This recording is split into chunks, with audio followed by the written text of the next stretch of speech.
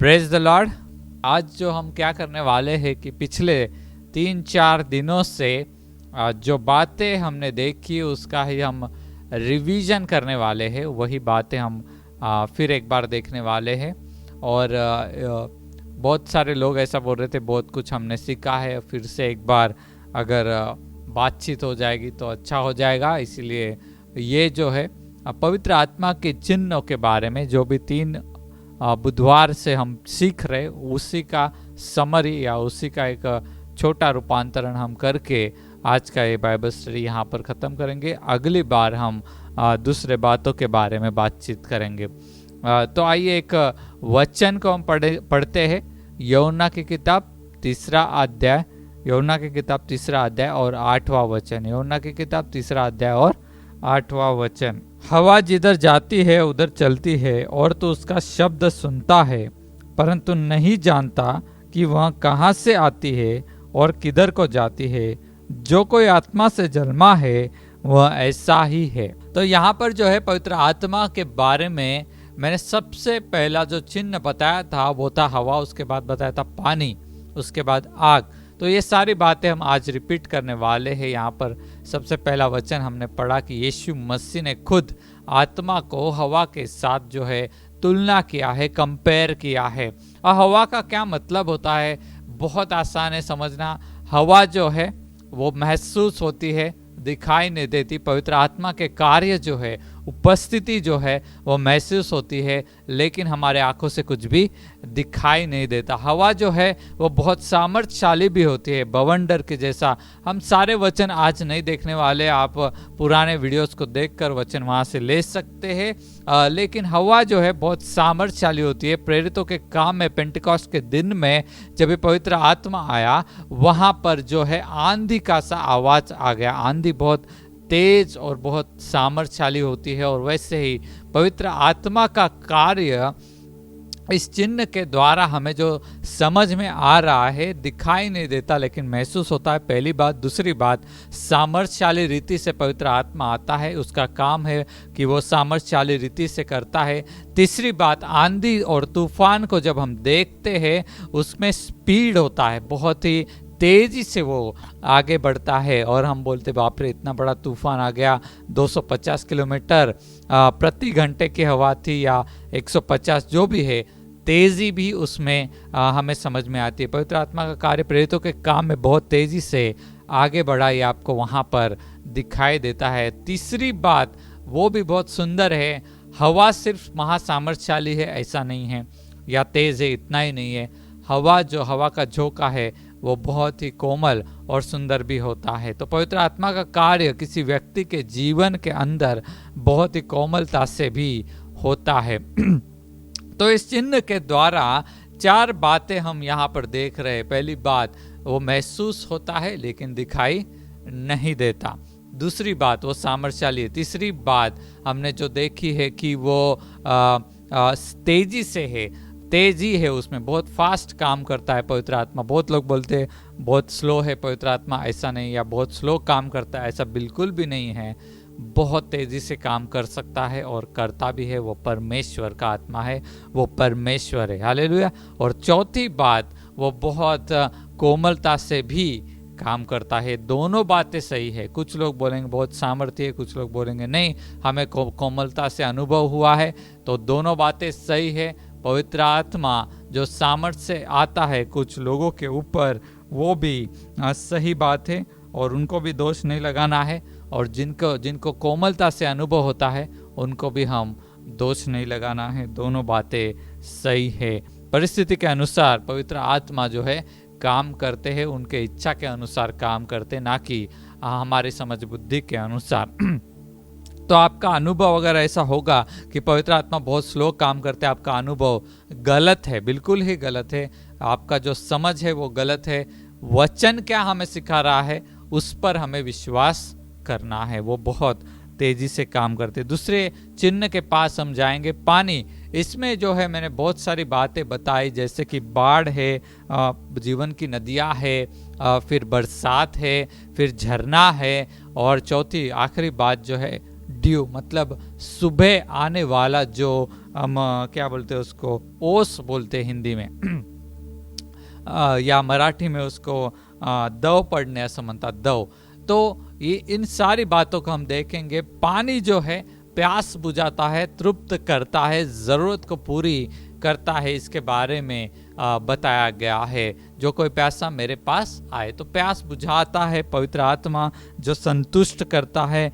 दूसरी बात, पानी जो है वो स्वच्छ करता है। हम बहुत बार पुराने ज़माने में भी और अभी भी पानी का उपयोग हम स्वच्छता के लिए करते हैं। तो उसी तरह से पवित्र आत्मा जो है हमें स्वच्छ करता है, हमें ताज़ा तवाना करता है, ताज़ा करता है हमें जब हमारी प्यास बुझती है, और रिफ्रेशमेंट को भी पवित्र आत्मा लेकर आता है।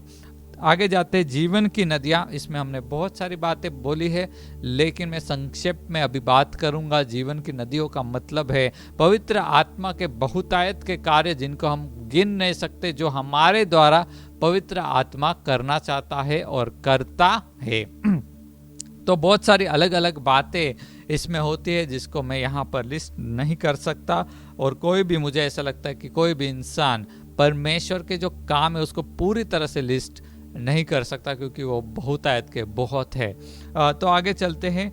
पानी की बाढ़, पानी की बाढ़, यशायाह की किताब 44 और तीसरा वचन, यशायाह की किताब 44 और तीसरा वचन हम नहीं पढ़ेंगे आज, लेकिन जैसे मैं आपको फिर एक बार इस बात को रिमाइंड करके देता हूँ, जैसे पुराने नियम में बहुत बाढ़ आकर लाखों लोग या हजारों लोग मर गए थे नूह के दिनों में, वैसे नए नियम में परमेश्वर जो है हर एक के जीवन से नदियां बहाकर वहां पर बाढ़ लाना चाहता है, ताकि जीवन उत्पन्न हो। Hallelujah, hallelujah. ताकि सारे संसार में जैसे मृत्यु था उस वक्त में, वैसे अब क्या हो, क्षमा के द्वारा, पवित्र आत्मा के द्वारा भरपूरी का जीवन और बहुतायत का जीवन आ जाए।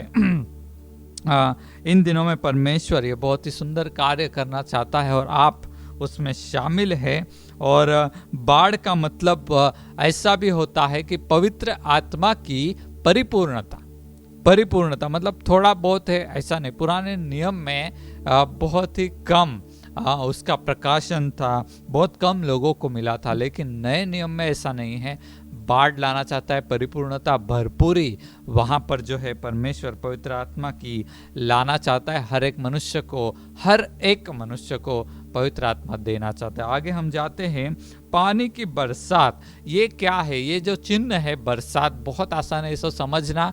जब बरसात आती है तो रूखा सूखा जो कुछ भी होता है वहां पर क्या होता है, हरियाली छा जाती है। तो जब ये पवित्र आत्मा इस तरह से उंडेले जाएंगे, बरसात का या बाढ़ का और नदियों का मतलब कारपोरेट तरीके से हमें इसको ले सकते हैं, मतलब बहुत लोगों के लिए ऐसा वाला बात है, इंडिविजुअल नहीं है ये। तो बरसात जब भी आता है वहाँ पर क्या होता है, रूखी सूखी ज़मीन पर जो भी हम देखते कि हमारी परिस्थिति या हमारे समाज की परिस्थिति या भारत देश की परिस्थिति हम बोलते रूखी सूखी है, लेकिन परमेश्वर क्या करना चाहता है, अपना पवित्र आत्मा का बारिश भेजकर वहाँ पर जो है जीवन उत्पन्न करना चाहता है। बारिश आने के बाद क्या होता है, बहुत सारे पेड़ वहाँ पर तैयार हो जाते और बहुत सारे प्राणी जो है अंदर सोए हुए हैं या दिखाई नहीं देते, तितलियाँ जो है वो दिखने लगती है और बहुत सारा जीवन वहाँ पर तैयार होता है। फूलों मतलब फूल वगैरह वहाँ पर हमें देखने को सुंदरता भी आ जाती है। तो यहाँ पर जो है पवित्र आत्मा का बारिश का मतलब है जीवन देने वाला आत्मा। जहाँ पर बंजरता है, जहाँ पर कुछ नहीं हो सकता, वहाँ पर अगर पवित्र आत्मा आता है तो वहाँ पर क्या हो जाएगा, हरियाली आ जाएगी। तो परिस्थिति देखकर आप डरो मत, लेकिन बंजरता देखकर डरो मत, लेकिन उस आत्मा की प्यास रखो, परमेश्वर से मांगो हमें भी पवित्र आत्मा दो। तो वहाँ पर पवित्र आत्मा का कार्य जब भी होएगा तो वहाँ पर क्या होगा, हरियाली ज़रूर आएगी और बहुत सारा जीवन आएगा। झरना, ये भी एक चिन्ह है पवित्र आत्मा के बारे में। झरना हमें क्या सिखाता है, झरना एक सोर्स होता है, स्रोत होता है, जहाँ से क्या होता है, पानी शुरू होता है। वैसे ही पवित्र आत्मा खुद एक स्रोत है, एक क्या बोलते हैं, सोर्स है, जहाँ से जीवन शुरू होता है। हालेलुया। और आपके जीवन में ये जो है इंडिविजुअल, अभी मैं आ गया हूँ इंडिविजुअल के इसमें। अभी तक हमने जो देखा बाढ़ वगैरह, नदियाँ वगैरह, वो कॉरपोरेट का था, लेकिन झरना जो है इंडिविजुअली, एक एक व्यक्ति एक झरना ऐसे हम बोलते हैं। तो हर एक व्यक्ति को जब ये पवित्र आत्मा दे दिया जाएगा, वो स्रोत बनेगा, वहाँ से उसके जीवन, उसमें से जीवन की नदी आए, वहाँ से उसका जीवन जो है शुरू हो जाएगा। सारी धार्मिकता जो है वहाँ से उंडेली जाएगी या वहाँ से शुरू होगी, पवित्र आत्मा से। इसीलिए उसको झरना ऐसा कहा गया है। और आखिरी जो है वो है ड्यू या ओस। सुबह जो छोटे छोटे बूंद आते हैं और बहुत सुंदर लगता है ग्रास के ऊपर या ग्रास के ऊपर, पेड़ों के ऊपर जब भी हम देखते हैं, और जब भी सूरज आता है वो सारा बाप बन जाता है, लेकिन जब भी हम सुबह जाएंगे तो बहुत सुंदर लगता है। वैसे ही पवित्र आत्मा का कार्य हर सुबह, ओके, हर सुबह हमें जो है एक क्या बोलते हैं उसको, आनंद और जो क्या बोलेंगे उसको, एक अद्भुत शांति और आनंद का वो आनंद और अद्भुत शांति लेकर आता है हर सुबह। और हर सुबह जब भी हम 6 बजे जब भी हम प्रार्थना करते, हम उस पवित्र आत्मा की मधुरता का अनुभव लेते हैं। अगर आप करते होंगे तो आपको भी अनुभव आएगा। बहुत सारे लोगों को जो हमारे साथ प्रार्थना करते, इस बात का अनुभव है, मुझे रोज इसका अनुभव होता है कि पवित्र आत्मा वहाँ पर विशेष रीति से उपस्थित होते हैं, और वहाँ पर क्या होता है कि एक अलग सा आनंद, एक अलग सा उत्साह होता है, और एक रिफ्रेशमेंट वहाँ पर होता है। कुछ तो मधुर ऐसा कुछ पवित्र आत्मा करते हैं। आइए हम आगे जाएंगे। आगे जो मैंने सिखाया था वो था आग। आग में भी हमने बहुत सिंपल है, आग क्या करती है, गर्मी लेकर आती है, आग प्रकाश देती है, और आग क्या करती है, शुद्धता भी लेकर आती है। तो पवित्र आत्मा का कार्य ऐसा ही, प्रकाश का मतलब है ज्ञान को लेकर आता है, और गर्मी का मतलब है जो ठंडे गिरे हुए विश्वासी लोग हैं उनको वो वापस क्या करता है, गर्म करता है, वापस वो उनको उनके बुलाहट में लेकर आता है, वापस उनको प्रोत्साहित करता है। ये सारी बातें पवित्र आत्मा हमारे जीवन में, इंडिविजुअल जीवन में करता है। एक और बात है जो है कि शुद्धता, जो कभी कभी आपने हवा से कुछ चीज़ों को वैक्यूम क्लीनर से क्लीन किया होगा, और पानी से भी हम क्लीन करते, स्वच्छ करते, लेकिन जो हवा और पानी नहीं कर सकता उसको कौन कर देता है, आग कर देता है। बहुत अंदर जो गहराई में जो क्या बोलते हैं अशुद्धता है, उस बात को पूरी तरह से पवित्र आत्मा क्या करते, जलाकर पूरी तरह से नष्ट कर देते, वहाँ पर जो है शुद्धता लेकर आते हैं। तो इस तरह से आग के द्वारा पवित्र आत्मा का कार्य हमारे जीवन में बताया गया। आगे हम जाएंगे नमक। आग जो है, मैंने कहा था पिछली बार, शुद्ध करता है। नमक क्या करता है, प्रिजर्व करता है, मतलब संभाल करके रखता है। पुराने ज़माने में फ्रिज नहीं थे तो वो नमक का इस्तेमाल करते थे और चीज़ों को संभाल के रखते थे। उसी बात को लेकर आत्मिक सच्चाई को एक्सप्लेन किया गया है।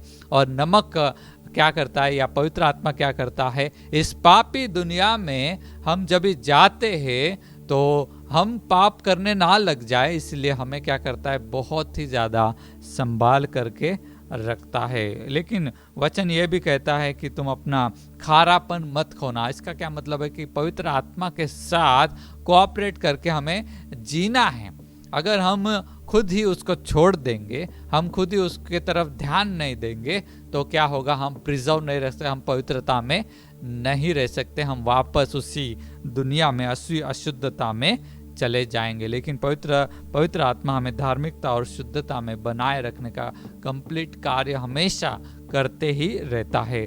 आगे हम जाते हैं, तेल के बारे में हमने पढ़ा था। अन्नार्पण जो है, अन्न बलि जो है, वहाँ पर जो रोटी दी जाती थी और वहाँ पर तेल को डाला जाता था। तो जो आटा था उसको पवित्र परमेश्वर यीशु का वो सिंबल है, चिन्ह है, लेकिन जो तेल है वो पवित्र आत्मा का सिंबल है। तो वो दोनों बातें जब भी हमारे जीवन में आती है तो वो रोटी परमेश्वर को संतुष्ट करती थी और लोगों को भी तृप्त करती थी। उसी तरह से हमारा जीवन जब भी वचन के द्वारा, पवित्र आत्मा के द्वारा ऐसे हमारा साथ में वो जीवन हम जीते हैं, उनको कोऑपरेट करके वैसे जीते हैं, तो हम परमेश्वर को भी संतुष्ट करते हैं और लोगों को भी तृप्त करते। ऐसा वाला जीवन पवित्र आत्मा हमारे लिए, हमारा जीवन ऐसा बनाना चाहता है कि हम परमेश्वर को भी संतुष्ट करेंगे और लोगों को भी तृप्त करेंगे। आगे हम देखते हैं सुलेमान के मंदिर के अंदर जो दीप वृक्ष था, वहां पर तेल डाला जाता था और उस तेल की वजह से जो अलौकिक रोशनी तैयार होती थी, उसी रोशनी में सारा मतलब आराधना वगैरह वहां पर सारा काम चल सकता था, क्योंकि वहां पर अंधेरा था और दीप वृक्ष ही वहां पर क्या था, लाइट का एक सोर्स था।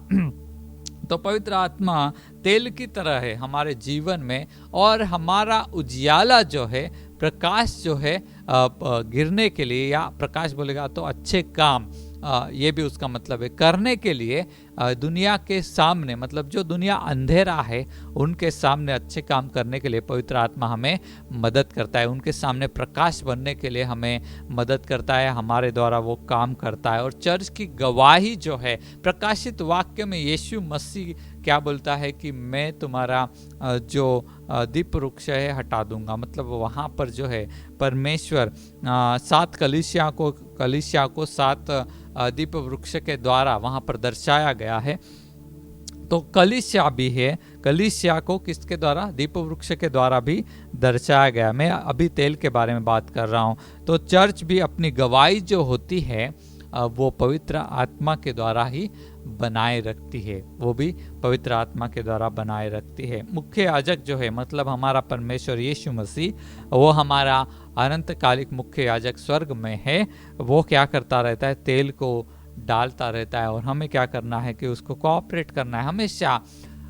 देखो हमेशा क्या है कि परमेश्वर अपना काम करता है और हमको विश्वास में बने रहकर, वचन में बने रहकर उसके साथ कोऑपरेट करके हमें क्या करते रहना है, वो कामों को करते रहना है। आगे हम देखेंगे अभिषेक का तेल।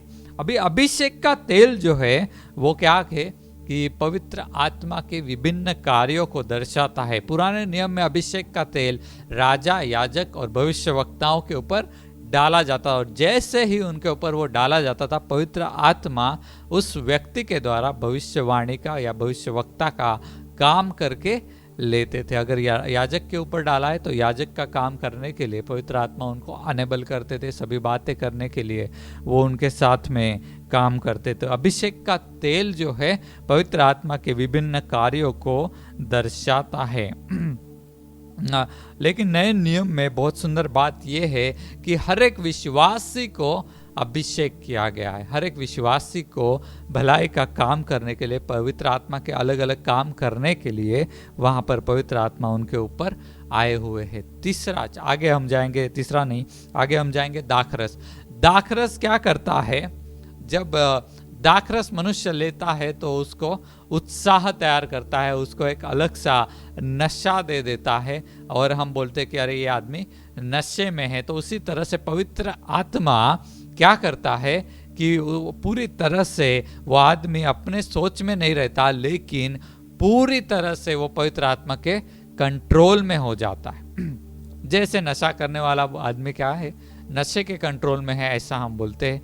वैसे ही इस चिन्ह के द्वारा हमें क्या बताया गया है कि पवित्र आत्मा के पूरी तरह से कंट्रोल में वो लोग आ जाते हैं। प्रेरितों के काम 2 अध्याय में जब ये पवित्र आत्मा पेंटेकोस्ट के दिन उनके ऊपर उतरा, 13 से लेकर 15 वचन तक, तो लोग बोलने लगे कि इन्होंने क्या करके रखा है, दाखरस पी कर रखा है। लेकिन उन्होंने दाखरस नहीं पिया था। वो पूरी तरह से पवित्र आत्मा के कंट्रोल में आकर वहाँ पर क्या अलग अलग भाषाओं में परमेश्वर के बारे में मैसेज देने लगे थे, संदेश देने लगे थे। तो पवित्र आत्मा उत्साह, उत्तेजन, आनंद, ये सब बातों को तैयार करता है, अनुभव में लेकर आता है। तो दाखरस जो इस तरह से पवित्र आत्मा का इस कार्य को भी दर्शाता है। फिर हम आगे देखा बीज। और बीज क्या है, पहले यूहन्ना बीज क्या है ऐसा नहीं, पवित्र आत्मा का ये एक चिन्ह है कि वो हमारे अंदर दिया गया है। पहले यूहन्ना 3 अध्याय और 9वां वचन। पहले यूहन्ना 3 अध्याय और 9वां वचन हम पढ़ेंगे। आज मैं ज़्यादा वचन नहीं ले रहा हूँ, वो सारे वचन आप पिछले वीडियोस में अगर आप चाहते हैं तो पिछले वीडियोस में बहुत सारा एक्सप्लेनेशन वहाँ पर आपको मिल जाएगा। पहले यूहन्ना 3 अध्याय और 9वां वचन। जो कोई परमेश्वर से जन्मा है वह पाप नहीं करता, क्योंकि उसका बीज उसमें रहता है, और वह पाप कर ही नहीं सकता क्योंकि परमेश्वर से जन्मा है। बहुत, अगर परमेश्वर का वचन ये बोल रहा है तो ये सत्य है। हालेलुया। परमेश्वर का वचन क्या बोल रहा है? उसका बीज मतलब परमेश्वर का बीज मतलब पवित्र आत्मा उसमें रहता है और इसीलिए वो पाप नहीं कर सकता। लेकिन प्रश्न ये आता है, बहुत लोग ये प्रश्न लेकर अभी भी घूम रहे हैं कि नहीं, हमको तो मिला है या इस आदमी को मिला है पवित्र आत्मा, फिर भी वो पाप करता है, ऐसा कैसा हो जाता है? और इस प्रश्न के बहुत सिंपल आंसर है जो मैं पहले से भी बता रहा हूं कि पवित्र आत्मा की अगुवाई में मनुष्य को चलना पड़ता है। वो मनुष्य अगर उसके अगुवाई में उसने जो बोला है वैसे नहीं चलेगा तो वो वापस क्या करेगा? पाप करेगा। या फिर दूसरे शब्दों में पवित्र आत्मा जो भी बातें बता रहा है, ये करो ये मत करो, वैसा उसको करना है। वो निर्णय हर एक मनुष्य का खुद का है, करना है कि नहीं करना है। पवित्र आत्मा की अगुवाई में करना है या नहीं करना है। अगुवाई तो वो करता है, करने के लिए बोलेगा, लेकिन निर्णय लेना हर एक मनुष्य का काम है। जब वो व्यक्ति उस निर्णय को नहीं लेता कि मुझे करना है कि नहीं करना, वो बैठा रहता है या फिर करता नहीं है, तो उसकी वजह से क्या होता है कि वो वापस पाप करने लगता है। और वचन जो है ये यहाँ पर बहुत सुंदर वचन है, ये पढ़ के हमें बहुत खुशी होती है। जो कोई परमेश्वर से जन्मा है वह पाप नहीं करता, क्योंकि उसका बीज उसमें बना रहता है। सचमुच में ये ऐसा ही होता है। क्यों? क्योंकि वचन अगर हमें बोलता है कि वो आदमी पाप नहीं करेगा तो वो नहीं करेगा, सचमुच में नहीं करेगा, लेकिन उसको उसकी आज्ञा को मानते रहना है, उस बीज को फलने फूलने देना है। और बहुत बार लोग ऐसा नहीं करते और इसी वजह से वो बार बार क्या होते हैं? पाप के अंदर गिरते ही रहते हैं। जो कोई परमेश्वर से जन्मा है वो फिर उस बातों में नहीं जाएगा। हमें जो है एक बात और करनी है कि हमें हमेशा ये याद करना है कि हमारे अंदर पवित्र आत्मा रहता है। हमें हमेशा बहुत सारे बार जब भी हम पुराने नियम में देखते हैं इस्राएल लोग वचन को भूल गए, परमेश्वर के कामों को भूल गए तो वापस पाप में चले गए। जब भी हम परमेश्वर ने हमारे लिए क्या किया है, हमारे अंदर कौन रह रहा है, इस बात को जब हम भूल जाते वापस दुनियादारी में हम चले जाते। ये एक बात बताई। दूसरी बात मैंने बताई कि पवित्र आत्मा है, मालूम भी है, वो बोल भी रहा है ऐसा करो ऐसा मत करो, लेकिन नहीं सुन रहे, तो वहां पर भी जो है क्या होता है कि मनुष्य पाप करता है। वचन गलत नहीं है, वचन इम्पॉसिबल भी नहीं है, पॉसिबल है, इसीलिए यहाँ पर लिखा हुआ है। सचमुच में ऐसा जीवन में होता है कि मनुष्य जो है पाप नहीं करता, लेकिन पवित्र आत्मा को मनुष्य पूरा स्वतंत्रता देना चाहिए कि उसके द्वारा हम चलाए जाए। ठीक है, आगे हम जाएंगे। सील या छाप। इफिसियों की किताब 1 अध्याय 13वें वचन में ये बात लिखी हुई है कि परमेश्वर ने हमारे ऊपर उसके आत्मा के द्वारा छाप लगा दी है, छाप लगा दी है। तो छाप का मतलब अभी मैं बहुत संक्षेप में बता रहा हूँ। छाप का मतलब ये है कि हम जो है परमेश्वर की प्रॉपर्टी अभी बन गए हैं। जैसे एक लीगल पेपर पर छाप लगती है, वैसे ही क्या हो गया है, हमारे आत्मा के ऊपर पवित्र आत्मा का छाप लग गया है कि भाई ये प्रॉपर्टी अभी परमेश्वर का है, अभी ये शैतान का नहीं है, हम खुद के भी नहीं है, हमें खरीदा गया है यीशु मसीह के लहू से, और हमारे ऊपर छाप लगा दी है पवित्र आत्मा की। हालेलुया।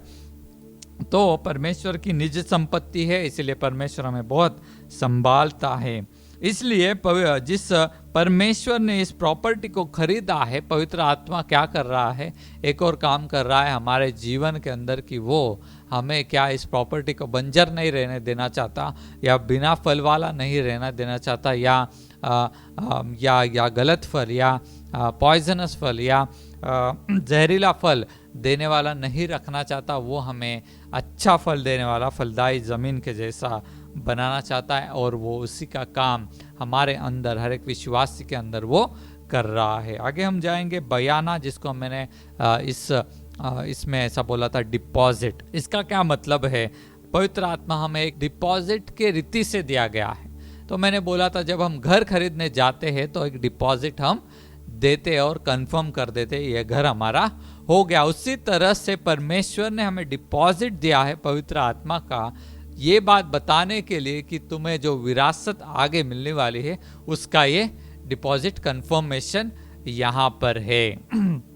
और जो मैंने बोला था पिछली बार वही बता रहा हूँ, गारंटी है आगे आने वाले दिनों की। बहुत बार लोग कंफ्यूज हो जाते हैं क्या होगा, कैसा होगा आगे, लेकिन ये डिपॉजिट क्या है? गारंटी है। डिपॉजिट मतलब गारंटी रहता है कि ये घर अभी हमको ही मिलने वाला है, हम इसका EMI बाद में भरेंगे, लेकिन अभी डिपॉजिट भर दिया मतलब वो कंफर्म हो गया हमारे लिए। वैसे ही जैसे पवित्र आत्मा लोगों को मिल जाता है, कंफर्म उनके लिए हो गया है कि उनको आगे आने वाले दिनों में वो विरासत, वो स्वर्ग का राज्य और वो आशीष आगे आने वाले दिनों में जो रखी हुई है वो मिलने वाली है। जो काम हम कर रहे हैं उसके लिए जो मुकुट है वो मिलने वाला है। वो जो गारंटी है, वो गारंटी मतलब पवित्र आत्मा। हालेलुया। तो हमारा काम जो हम करते हैं, अभी कुछ नहीं मिला होगा तो रोने का कोई जरूरत नहीं है, गारंटी दिया है। वचन अगर बोलता है गारंटी है तो गारंटी है, उसमें कोई गलती नहीं होता है। इसीलिए पवित्र आत्मा के द्वारा ये सब बातें हमें प्रकट की गई। और आखिरी बात जो मैंने पिछली बार बताई थी वो है वस्त्र। पवित्र आत्मा को वस्त्र के सिंबल से या चिन्ह से भी दर्शाया गया है, और उसका सिंपल मतलब ये है कि जब हम वस्त्र पहनते हमारा स्वरूप जो है वो बदल जाता है। अच्छा महंगा कपड़ा पहनेगा तो वो व्यक्ति कैसा दिखता है? सुंदर दिखता है, अच्छा लगता है। तो उसी तरह से पवित्र आत्मा जब हमारे अंदर आ जाते हैं, हमारे ऊपर आ जाते हैं, तो हमारा स्वरूप वो बदल देते हैं। जैसे हम पूरा बुरा जो जीवन जी रहे थे वो पूरा बदल कर क्या हो जाता है? अच्छा हो जाता है। और हमारा स्वरूप, हमारा बातचीत, हमारा विचार, हमारा काम, ये सारा स्वरूप जो है पूरी तरह से बदल जाता है। हालेलुया। और ये परमेश्वर का उसका काम है, वस्त्र का काम। एक और बात मैंने बताई और यहाँ पर मैं रुकने वाला हूँ। वस्त्र अगर सिर्फ उतना ही नहीं कि स्वरूप बदल जाए, लेकिन वस्त्र जो है अगर लड़ाई के है तो वो क्या है कि लड़ाई के लिए भी हमें तैयार कर देता है। हालेलुया।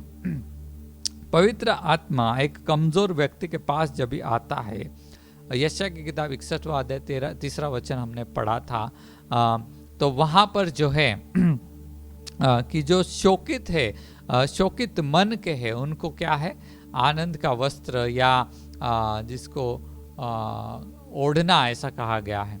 एक मिनट हम पढ़ ही लेंगे।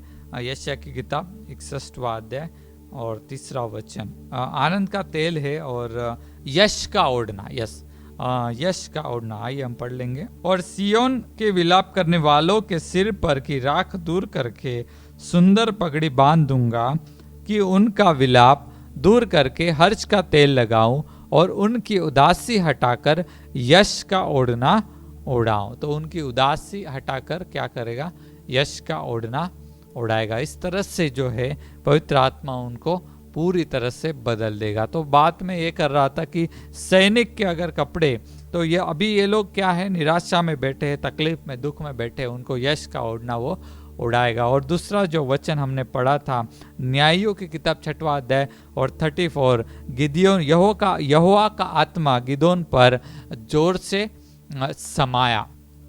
वहां पर जो है वो जो वस्त्र का ही प्रयोग, मतलब वही चीज को अलग तरीके से बताया गया है। वो जो काम है वो है सामर्थ का काम, युद्ध का काम। तो पहले क्या करेगा? जो शोक में बैठे, जैसे गिदोन बहुत शोक में था, कमजोर था, कुछ नहीं कर पा रहा था और बहुत सारे कारण उसने दिए, लेकिन बाद में हम क्या देखते हैं कि वो आशा में भी आ गया, यश में भी आ गया, और यश के आगे क्या कर रहा है? वो युद्ध करने के लिए भी वो तैयार हो गया। ऐसे स्टेप बाय स्टेप पवित्र आत्मा जो है हमें युद्ध करने के लिए भी सामर्थ्य बनाते, हमारा स्वरूप पूरी तरह से बदल जाता है। अभी निराश में बैठा है, युद्ध नहीं कर सकता, कुछ नहीं कर सकता, लेकिन बाद में पवित्र आत्मा हमारे जीवन में आकर हमें सामर्थ्य बनाते हैं और युद्ध करना भी हमें सिखाते हैं और युद्ध के लिए भी रेडी करके लेकर भी जाते हैं और हमें जीतने के लिए सहायता करते हैं।